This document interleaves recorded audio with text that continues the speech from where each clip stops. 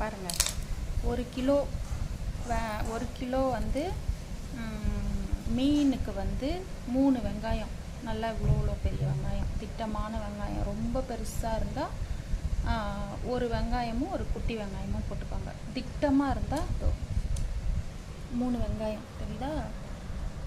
அப்புறம் வந்து தக்காளி, புளி வந்து அதிகமாக போடுறதா இருந்தால் தக்காளி கம்மியாக போடுங்க. புளி கம்மியாக போடுறதா இருந்தால் ஒரு சிலருக்கு புளிப்பு பிடிக்காது, அப்போ தக்காளி கொஞ்சம் அதிகமாக போட்டால் அந்த டேஸ்ட் வர்றதுக்காக.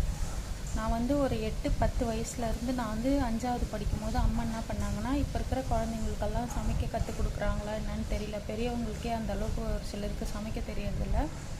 5வது படிக்கும்போது எனக்கு வந்து அம்மா வந்து சமைக்க சொல்லி கொடுத்தாங்க. 10 வயசில் ஒரு சீட்டில் வந்து எழுதி கொடுப்பாங்க தமிழில், இந்த மாதிரி முருங்கைக்காய் பொரியல். ஃபஸ்ட்டு நான் செஞ்சது வந்து முருங்கைக்காய் பொரியலும் சாதம் ரசம். அம்மா வந்து ஒரு பேப்பர் எடுத்து எனக்கு வந்து அழகாக எழுதுகிறாங்க.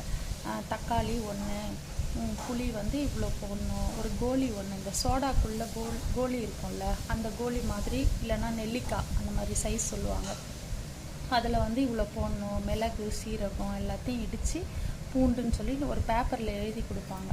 அந்த பேப்பரில் பார்த்துட்டு அதுக்கப்புறமா நான் வந்து அதை வந்து ரசம் வைக்கிறது, முருங்கைக்காய் பொரியல் செஞ்சு சாதம் வடித்தேன். ஃபஸ்ட்டு போட்டு அம்மா கடை வச்சுன்னு இருந்தோம் நாங்கள்.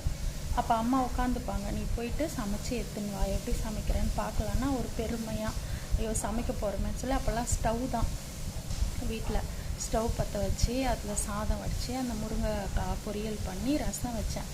எதுக்கு சொல்கிறேன்னா, இப்போ இருக்கிற குழந்தைங்களுக்கு அந்த சமைக்கிறதுன்றது நம்ம எவ்வளோ பெரிய, நம்ம படித்தாலும் செஞ்சாலும் சும்மா அந்த ஹோட்டல் அதெல்லாம் வேஸ்ட்டு. எப்போவாவது சாப்பிட்லாம் ஆசைப்பட்டு. இந்த மாதிரி சமைக்க ஆம்பளை பசங்களாக இருந்தாலும் பொட்டை பசங்களாக இருந்தாலும் சமைக்க கற்றுக் கொடுத்திங்கன்னா அவங்களுக்கு யூஸ் ஆகும். நம்மளுக்கும் வந்து சின்ன வயசுலேருந்தே அதை சொல்லி கொடுத்திங்கன்னா அந்த கை பக்குவம் வரும். படிக்கிற நேரத்தை தவிர இந்த மாதிரி சொல்லி கொடுங்க, அது ரொம்ப நல்லது.